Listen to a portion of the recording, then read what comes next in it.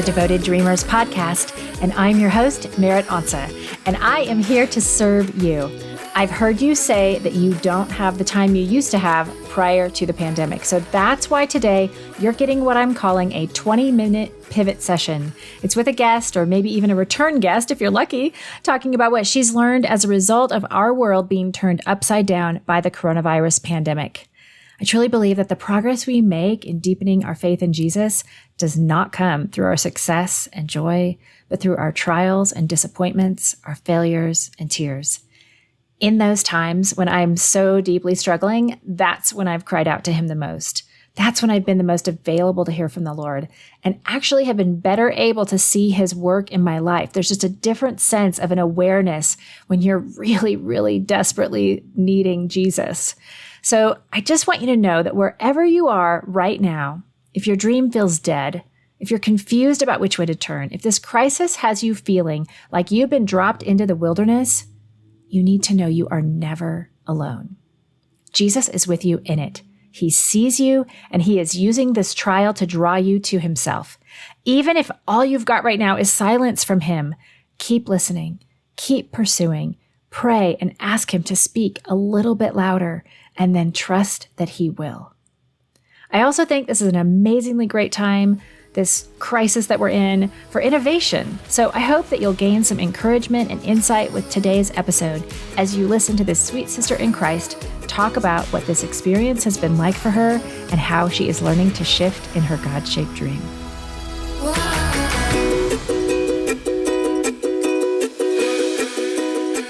Hey, Devoted Dreamers, welcome back to the podcast. And I've got for you a really special pivot session today. I'm talking with my sweet friend, Katie Bulmer. She was on the podcast way back in 2017, August to be precise. I will link that in the show notes if you want to go hear like the story from 3 years ago. But today she's here to tell us about how she is pivoting her God-shaped dream in the midst of the pandemic. Hi, Katie. Hey, Merritt. Thank you so much for having me. And yes, I shout out to you for having me on your podcast in 2017, back when I had no idea what I was doing and figuring out my way in this world. And so I appreciate your platform helping just empower women, and I was one of them. So thank you so much. Oh, that's super encouraging. And I hope encouraging to the listener too, because if you don't know what's going on in your dream or what you're doing or which direction you're going, you are not alone. Yes. And everyone's just kind of on a different place in their journey. So definitely go listen to that one. It was episode 55. But Katie, tell us a little bit then, what has happened since 2017? What are you doing? What's your dream and how are you living it out? Yeah, well, just to recap, my name is Katie and I speak to sorority women. I wrote a blog post that I never dreamed of being where I am today. Honestly, I feel like this was God's way of getting me where he wanted me to be, even more than I saw coming. But essentially, I wrote a blog post that turned into an ebook. So people would sign up for my email list, which turned into an actual book. And then when you have an actual book, at least in my experience, people start asking you to speak on stages. And so one scared and fumbling step at a time, I have gotten to where I am now. Pre-pandemic, I would have told you I've spoke to 30 colleges nationwide, but actually, thanks to these crazy times, I've pretty much doubled that because it's been insane to be able to Zoom with so many different schools during all of this craziness. Yeah. And so you were before, going to a couple campuses a month, maybe? Yeah, it's cyclical for semesters. So each semester I would say 10 was my max, but really it was like around 5, maybe as much as 10, but that many per semester. And so it went up to about, I had to count, but around 30 colleges. And so my message is sorority girls can change the world. And that was based on my marketing background and how I saw I put a dollar amount to it. It's $100 million power of influence that sorority women have over trends, over the marketplace. Based on my marketing background, I got kind of a first row seat to that, which was my aha moment. Like, oh my gosh, if these women have this trend setting power over trends, imagine what else they could do. So I talk about, making a difference on your campus and then bleeding that out into the city. The dream would be that every city is like, oh my gosh, we're so thankful that we have Greek life because they make us better. They make a difference, a positive difference in our community. So making a difference. And then I talk about why these incredible women can and should change the dating world, which of course their ears perk up during that time. Yes. So yeah. And then I, how our founding sisters dreamed way more of fitting into glass slippers, but shattering glass ceilings, as I like to say. Mm-hmm. So yeah, that's just kind of my message. And that's what I go around speaking to schools about. And as I said, now I'm Zooming and doing way more colleges than I normally do. It's crazy. Which is really cool and such a like empowering, encouraging message that any young woman in her teens and 20s, probably older too, needs to hear. And so how did that shift come about for you? You were, everyone got shut down, and then what? Oh my gosh, I cried. I kept thinking, it won't last long. In March when everything shut, I'm like, well, they'll be back after spring break. Well, they'll be back after this. Surely they'll be back by fall semester. And as it kept getting delayed and delayed, I'm like, oh my gosh. And speaking is my main source of income, which helps fund, I also have a podcast and I'll do the online things. And without that speaking income, I don't know how I would keep the wheels spinning. And I really didn't know what that would mean. And I actually had on my website that I'd offer virtual speaking. No one had taken me up on it at the time, but I was like, perhaps this is a good time to promote that. Yes. So yeah, it was. And so I kind of, brushed up the webpage about it a little bit, got some more information and put it out there. And I've had to raise my rates because I got so many people requesting that they wanted virtual speakers, and it was a wonderful opportunity. And now I've been able to quote travel to so many more schools. I mean, typically I live here in Chattanooga, Tennessee. So typically I've been a lot of schools around here in the Southeast, but with these crazy circumstances, Canada, New Jersey, let me think. There's a few out west. I know I've been 2 in Texas. So many different schools that outside of my normal travel zone, so to speak, that have been able to hear my message. So it's been crazy and a good thing. Yeah. And probably saving them money because they don't have to put you on an airplane and get a hotel room and a rental car and all that stuff. So. Yeah. Saving us both time and money and being just like, I feel like it's a win-win. And so I know it's been crazy. That's awesome. I know. One of the smartest things I think I did though, and I did not realize, honestly, it was smart, but perhaps will help your listeners is, okay, like we're in this crazy time, school is shut down and I'm freaking out, but thinking what my target market needs, like what are they going through and how can I serve my market?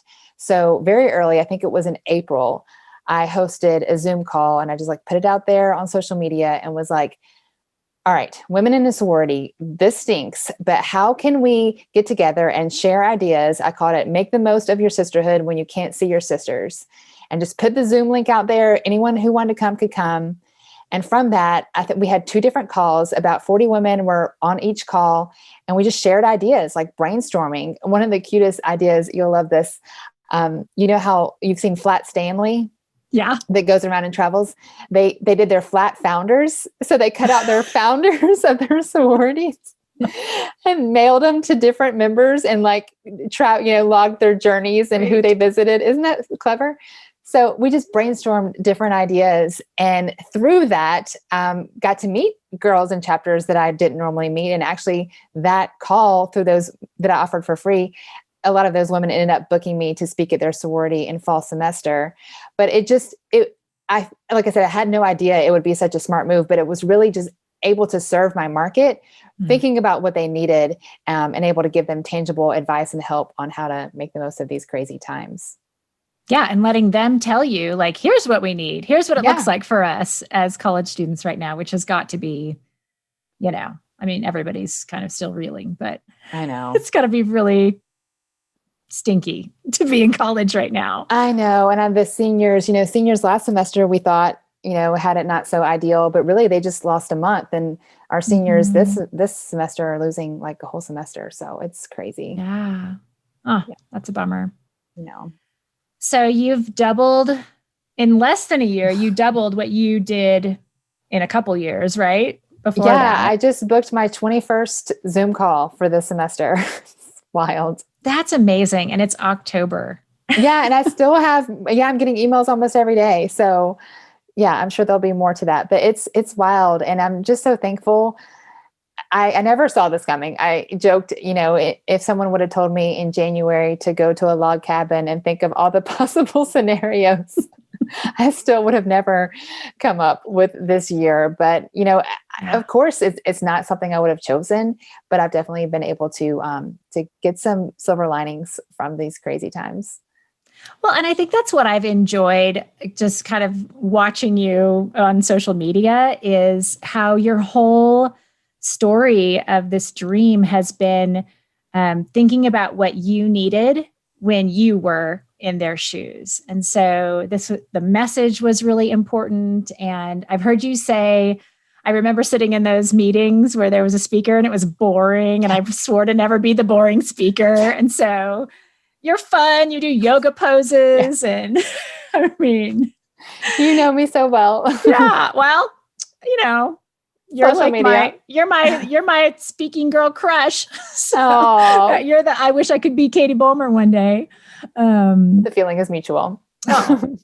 I mean, it's just been so fun. And I think, do you know your Enneagram? Are you a 7? I'm a 3. Okay. Well, you're just super fun. My dad is a fun-loving, goofy, and I think that I kind of got that from him. Okay. And it's actually kind of part of my testimony as well, because as a kind of backseat, as you could say, like to the Christian faith, looking on at other Christians, and I only knew Christians that were boring, didn't know how to have fun. I was convinced if a Christian ever had a party, they would die of boredom. And I just, I'm like, I can't be that if I can't dance and sing in the car and laugh. I really thought they thought it was a sin. And this is my, 18-year-old self having no clue. But now I'm just so passionate about dancing in the kitchen and being goofy and being your true self. And I feel like that's what God delights in, is just our goofy, crazy selves. But yes, I do love to do that. And when I get on a Zoom call, I still say that at the beginning of the meeting. I'm like, guys, I know you're zoomed out and I know you have probably had more than one boring speaker, but my vow is to be anything but boring. And I make them do a yoga pose. I do this interactive dating quiz with them. I'm like, awesome. We're going to make the best of these crazy times. And I actually get feedback that they remembered, which is good. You don't want to waste our time. You want them to walk away with something that they remembered. And so that's obviously the goal. Yeah. Some really good nuggets. Well, and you're a star on TikTok and Instagram Reels. You're just really fun to watch, and you're creative. That's really fun to watch too. I'm going to call you when I'm having a bad day. You're so encouraging. Yes.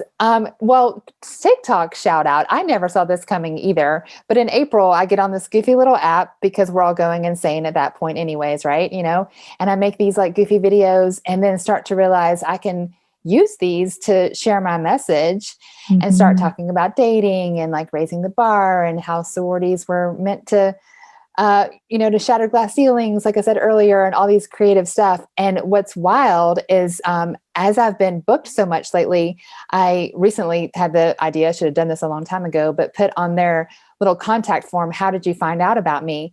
And now 7 out of 10 are saying TikTok. Oh my gosh. Right. I know. So yeah. And that's where my target market is. The 20-year-olds are over there on TikTok. So I have really enjoyed being it. And it has taught me so much about making bite-sized messages. I was talking to a friend about this the other day who was a business coach. And I told her, so probably I would say, gosh, Merritt, 5 years ago, I did this blog post to the girl who feels like she's never going to get married because, when they're 20, they're like, oh, I'm never going to get married. So I did this blog post, just shared a little bite-sized thing on Instagram. It got shared 120 something times. Did repurpose the same thing on Instagram and it goes crazy. So being able, first of all, don't be afraid to repeat yourself because there's plenty of people who haven't heard it or need to hear it again. And then being able, so TikTok is a minute or less videos, in case you don't know. And actually the most popular ones are 15 seconds. And being able to get a bite size, but you'd be surprised So I did this one that says, don't do stupid things with stupid boys. Clap, clap. Don't do stupid things with stupid boys. 500,000 views later, and like, it's just simple, and people use the audio and made their own videos. It's bite size, it's shareable. And I could talk for an hour about that subject, no problem. But to be able to get that little content, and it's also like the front door to your message. And then they're like, oh, let me see what she's doing on Instagram. And oh, she has a podcast too. And so I felt like it's really been a good move marketing wise. And to all the people who think TikTok is just for the kids, I highly recommend it. Right. Well, and what you're really doing is building relationships, right? You're just doing it on their terms, on their turf, in the ways that draw their attention. Yeah, that know, like, and trust factor, right? If they know, like, and trust you, then you can sell ice to Eskimos.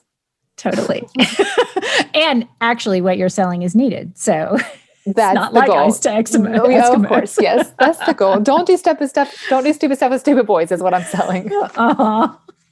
I mean, that alone is worth millions there. So that's my favorite subject on TikTok because honestly, I could do my whole keynote on healthy relationships.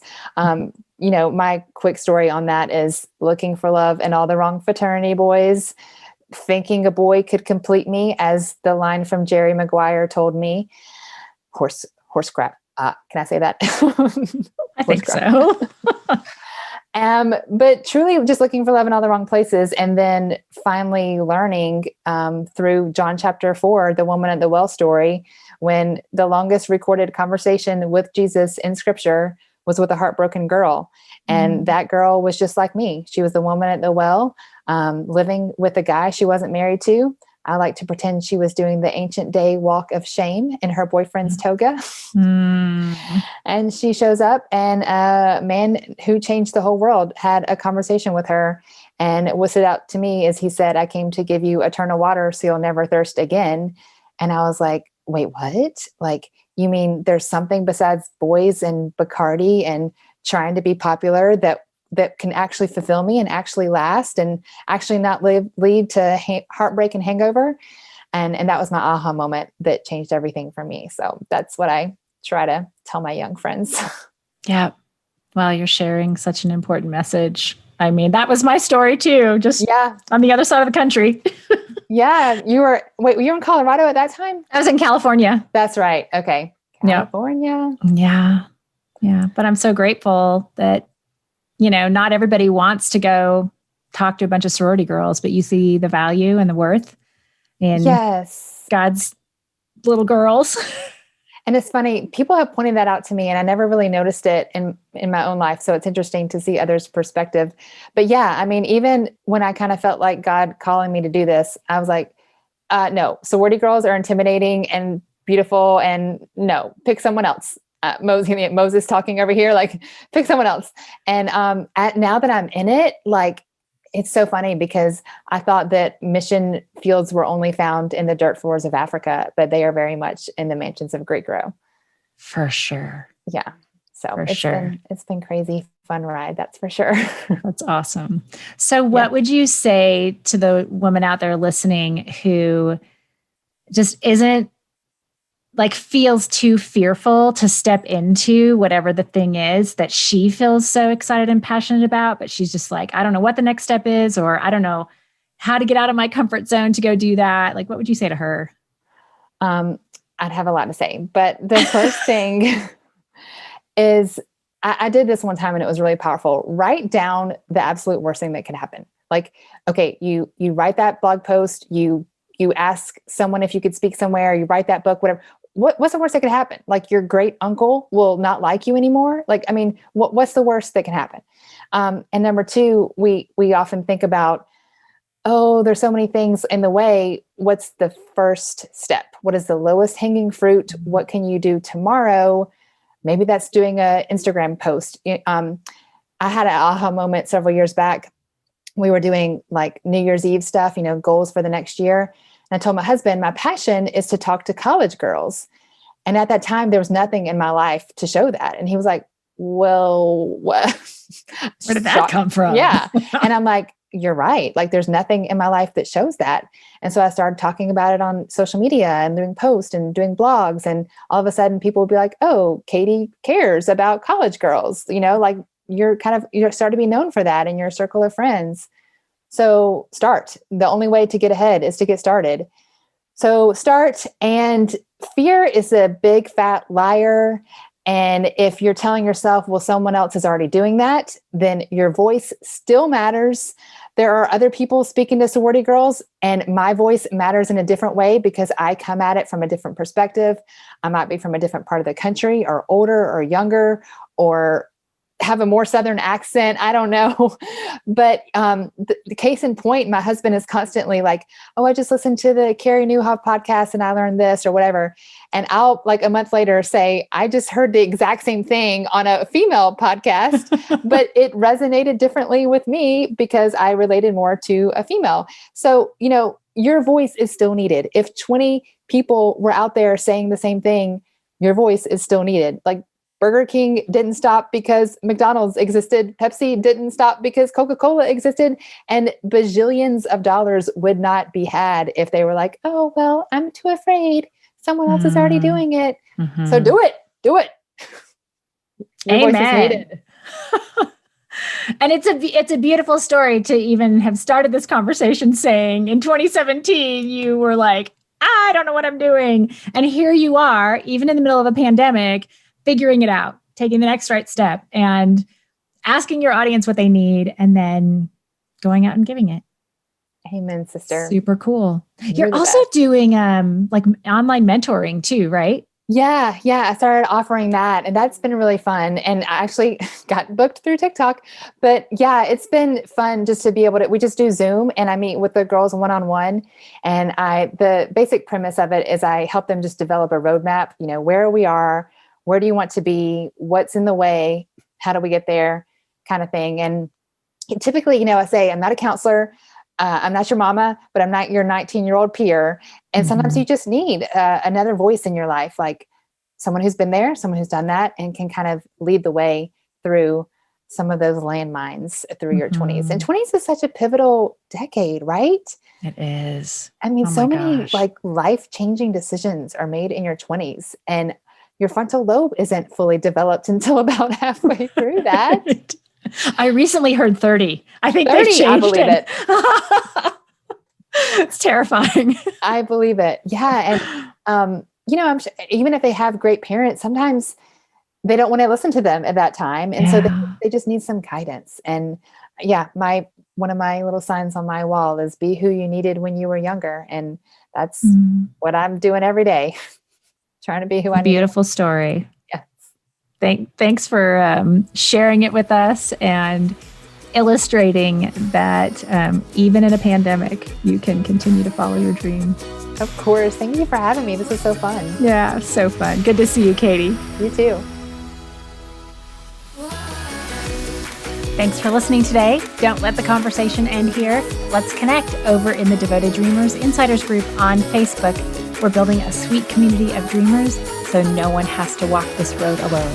You can find the group at bit.ly/dreamer group. I'll see you in there.